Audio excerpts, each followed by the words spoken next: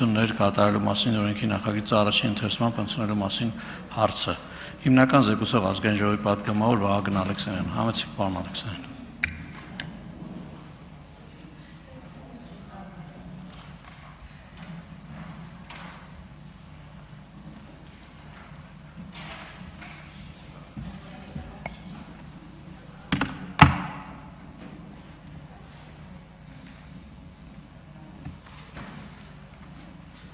Ազգային ժողովի մեծարգո փոխնախագահ, հարգելի գործընկերներ, անցած ընտրություններին առնվազն մենք ականատես եղանք, որ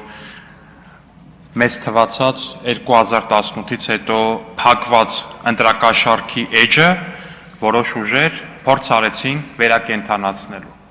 Փորձ արեցին Հայաստանի Հանրապետության քաղաքացիների ճակատին նորից գնապիտակ փակցնելու։ Փորձ արեցին Հայաստանի Հանրապետության քաղաքացիների կամքը եւ Հայաստանի Հանրապետության քաղաքացիների արժանապատվությունը գնելու։ Նրանց դա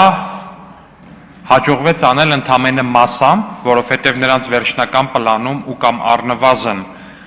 նրանց կողմից ծախսված փողերի քանակը նայելով ակնհայտ է, որ նրանց ախորժակը շատ ավելի մեծ էր։ Սիրելի գործընկերներ եւ սիրելի քաղաքացիներ, հենց քարոզարշավի օրերին էր, որ ազգային ժողովի նախագահ պարոն Սիմոնյանի, պետաիրավական հանձնաժողովի նախագահ Տիկին Ջուլհակյանի, Տիկին Ալխազ Ղազարյանի հետ որոշեցինք, որ այս նախագիծը պիտի բերենք եւ խստացնենք սրանով ընտրակաշառք տալու, ընտրակաշառք ստանալու, ընտրակաշառք տալ կամ ստանալու համար միջնորդելու համար նախատեսված պատիժներ։ Տվյալ նախագծով, սիրելի գործընկերներ եւ սիրելի քաղաքացիներ, նախատեսվում է, որ ընտրակաշառատու սրիկաները ավելի երկար կմնան բանտում, որ ընտրակաշառք վերցրած քաղաքացիներ ավելի երկար կմնան բանտում, ընտրակաշառքի համար միջնորդած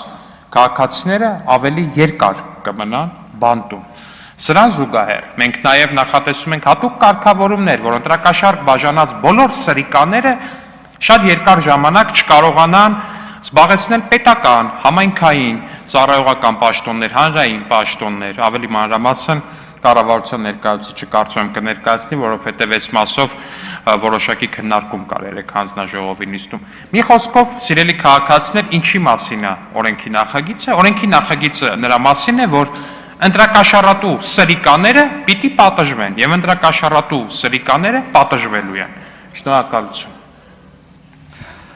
Շնորհակալություն զեկույցի համար, հարցերի համար գրանցում։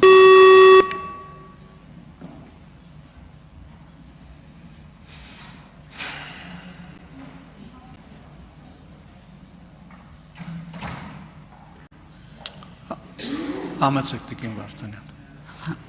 Շնորհակալություն պարոն Ալեքսանյան, ուզում եի իմանալ ճիշտ ասած, երբ ասում եք հանրային որպես հանրային պաշտոն զբաղեցնելու մասով, հա, ասեցիք, որ սահմանափակում կլինի, ուզում եի իմանալ արդյոք այդ պաշտոնների մեջ օրինակ ներառվում է նաև падգամավորի մանդատը, կարող է արդյոք նման մարդը հետո զբաղեցնել падգամավորի պաշտոն, թե ոչ։ Հենց այս մասով որոշակի տարընկալումներ կան թե պետաիրավական հանձնաժողովի եւ թե կառավարության գործընկերների հետ, ու մենք իրականում բավականին ինտենսիվ աշխատել ենք ու ճիշտ ասած որոշել ենք, որ վերջնական հանգուցալուծմանը կգանք այս հարցի շուրջ երկրորդ ընթերցման ընթացքում կամ դրանից առաջ առնվազն հարցի ու այս մասով ավելի հստակ այդ ընթացքում ձեզ կպատասխանենք, որտեղ առնվազն հենց այս